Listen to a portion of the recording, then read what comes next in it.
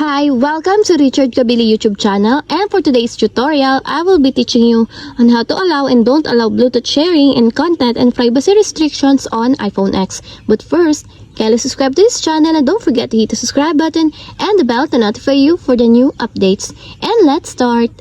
Using your iPhone X from your home screen first, go to Settings. Then in the settings, scroll down and click this Screen Time.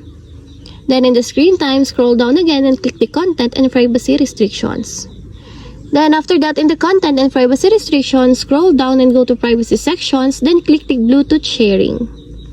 Then in the Bluetooth sharing, if you want to change it to don't allow changes, just click it until there's a check mark on the side. This allowing changes locks the settings shown below. New apps will be prevented from sharing data via Bluetooth when you're not using them. And if you want to change it to allow changes, just click also until there's a check mark on the side. And that's it. We have successfully allowed and don't allow Bluetooth sharing and content and privacy restrictions on iPhone X. If you have a question, kindly comment down below and don't forget to hit the subscribe button and the bell to notify you for the new updates. And thank you for watching!